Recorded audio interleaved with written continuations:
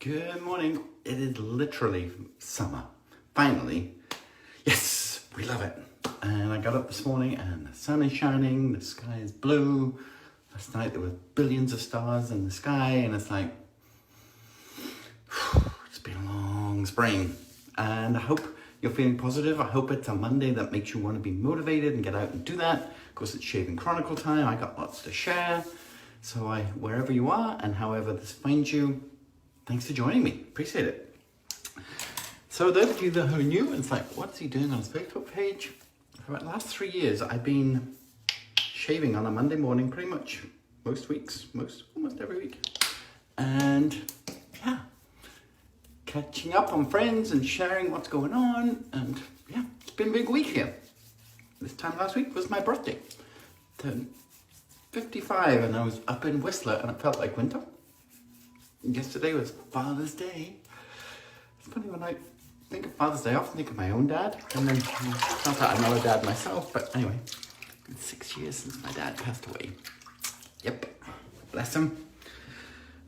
So, Shaving Chronicle it is. Using a different shaving cream. This interesting is called the Mason Man Skincare.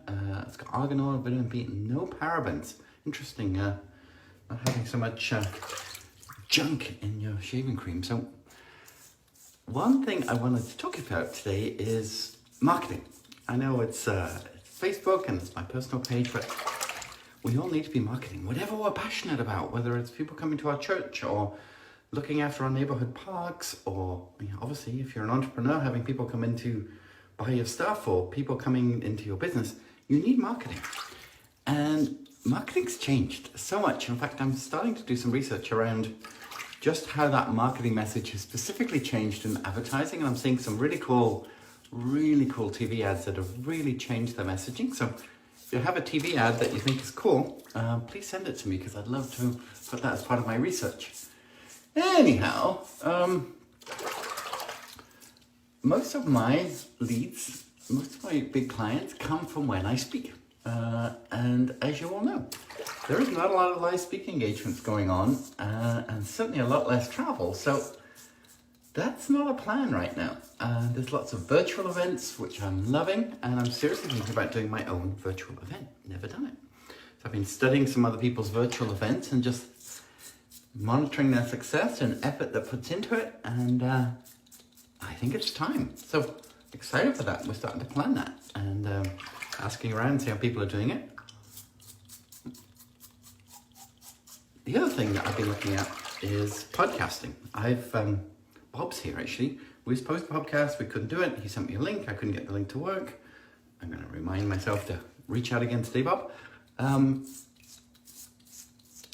Podcasting, I listen to podcasts, 3-4 times a week at least. I have a whole series of podcasts that I absolutely love, never miss. And question's been, where's mine? Right? Where is my podcast? And why haven't I done one when I can do these? So Lindsay challenged me the other day, one of our team members. She said, have you ever missed a speaking gig? I said, no. She said, have you never not prepared for a speaking gig and showed up with your A game? I went, no. See, well done, that fast. So she said, how come you keep putting off this podcast? And, it's a great question. And there's lots of mental issues why I haven't done it, holding me back. But there are no reasons. It's just me holding myself back. So you heard it here today, folks. I am officially starting 2 podcasts. If I'm going to do it, I'm going to do it well. So the Shaving Chronicles that you're watching now is turning into a podcast. We're putting on the artwork for that right now, which I'm very excited about. So this same format, but we're going to put it into an audio podcast and video podcast as well. That's going to be syndicated. And then starting another brand new podcast called Make Stuff Happen. Name of our business, what it's been, for, since 2008. So again, a weekly show, first series of 12, where I'm going to be sharing with people, what's life like, for me, helping businesses, entrepreneurs, people like you get the most out of life that they'd like to get out of life. So I'm excited about that too. So it's kind of things that has pushed me to pivot because of COVID, because life's changed. Life's changed a lot. And we want to we want to keep being in business, we want to keep being positive, but at the same time we have to do things differently. So don't need to wear a mask when I'm on video, don't need to wear a mask when I'm podcasting. Probably would if I was at an event, which kind of doesn't feel the same, not being able to shake hands and hug. So live events are not on the table right now, so there's a way to do it, and I'm going to do it, and I'd love you to join me as we go through this journey of setting everything up, and then I'll share with you how it's going. But I just want to leave you with some thoughts around Father's Day. What's it take to be a dad? One of the biggest things I've learned is that you don't always have to fix stuff. You just have to be there to listen. And my wife often says, honey, you don't need to do anything. You just need to listen. They'll work it out for themselves. Just let them know that they've been heard. Wise wisdom, so I'll take it. The other thing I found is,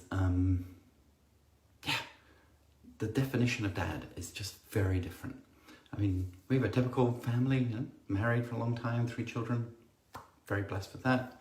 A lot of single parents, a lot of dads who are mums, mums who are dads, because it's just the only role that they have. A lot of people have separated, especially through COVID. So it really made me much more thankful for what I've got, but much more empathetic for the people that are doing it differently. So respect and high five to you guys, because it's not easy, I know it. And then just be proud, not to sort of brag on your kids. I mean, I'm really getting, Facebook is changing for me in terms of what I share, and it doesn't need to be a brag fest, it just needs to be a positivity. Empathy is like my biggest keyword this year, is just putting empathy into everything and understanding where people are at. Don't make them right or wrong, you just have to understand where they're at. I'm working on that too. So that's where I'm at. Monday, social media, Shaving Chronicles, another one in the can. Thank you for joining me if you're watching this on the replay. Thanks for watching all this way through. We will talk to you again real soon. Bye for now.